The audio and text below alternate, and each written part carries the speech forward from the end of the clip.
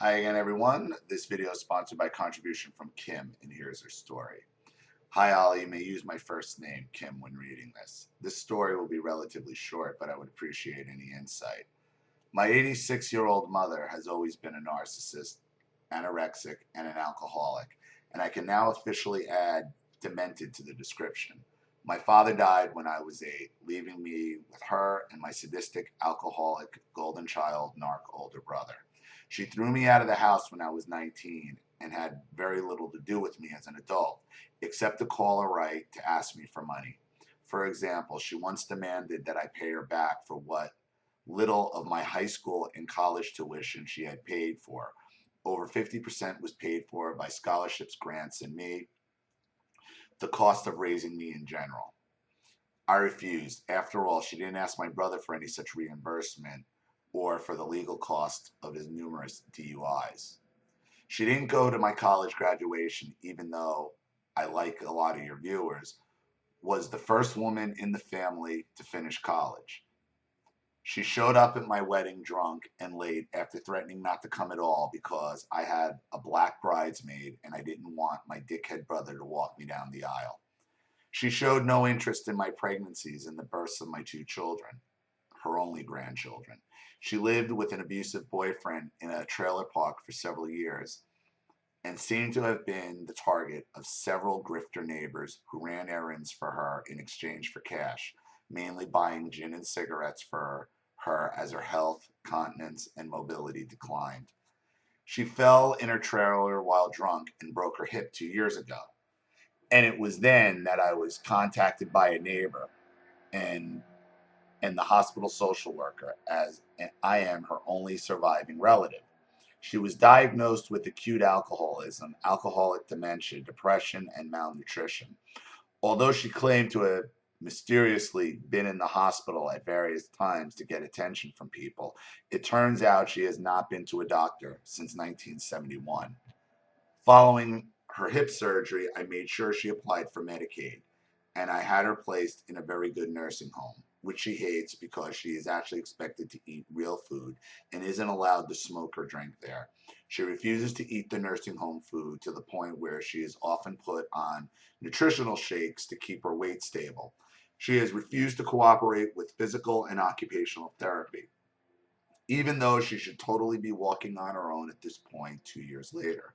She is now confined to a wheelchair, and her muscles have weakened to the extent that she can't even transfer from the chair to the bed or to the toilet on her own without falling. I mainly keep in contact with the nursing staff and social workers, going to occasional care meetings at the facility. But I do check on her about once a month or so for about 10 to 15 minutes.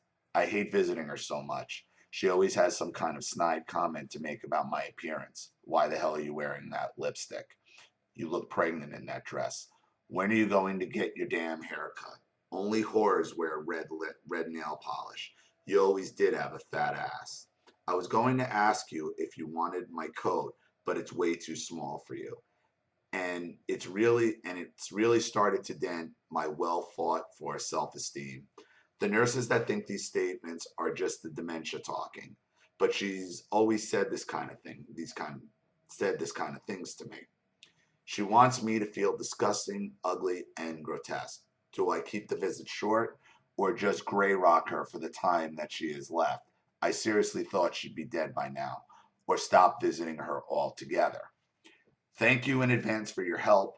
Also, a big shout out to Charlene. You're in good hands, my friend. May we all be so lucky to have such a tough lady in our corners. Best, Kim.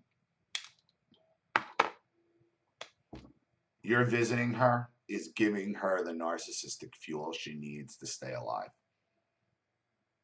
That's what's going on. You should have zero contact with her whatsoever.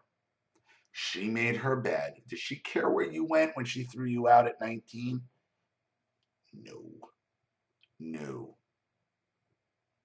When she calls you up, harassing you for money, trying to charge you for your childhood? No. What has she done to earn any type of attention other than what you've already done for her? You made sure she's safe. You made sure she's cared for. You made sure there's people there to take care of her if she falls or anything happens. Your job is done. It is not your job to continue giving her supply to prevent her from her deathbed. Because I would venture to guess that is the only thing keeping her alive right now.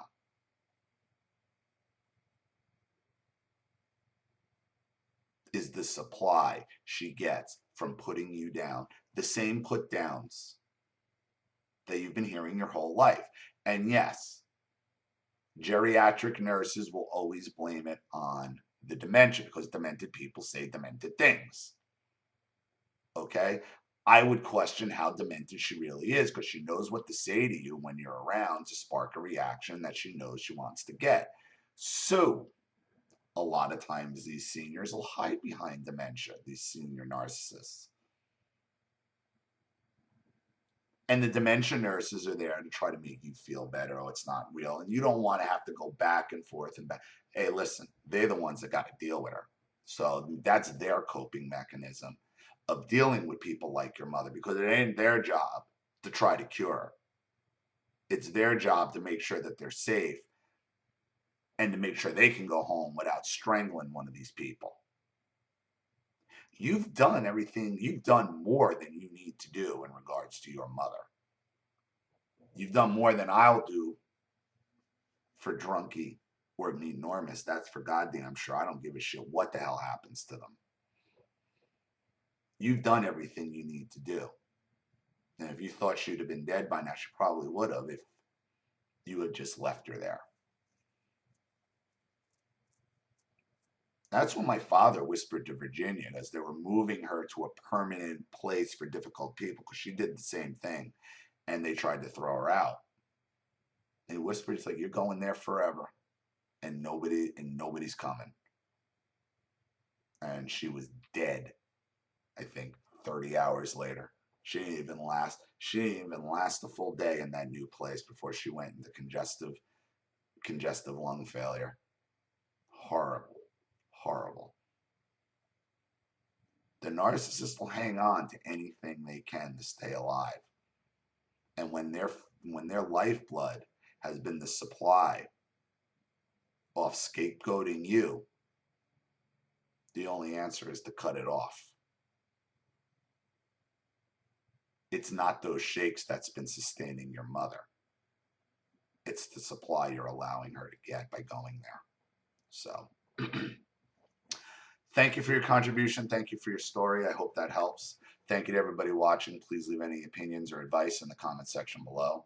And again, if you want your story read on the channel, you have a topic you'd like me to cover, a narcissist you'd like to expose, or you'd like to do a private Skype or have a private video made, you know what to do with the PayPal and the email links in the description box. I'll have the video right back to you. This is Ali Matthews. Thanks for watching. See you all again soon.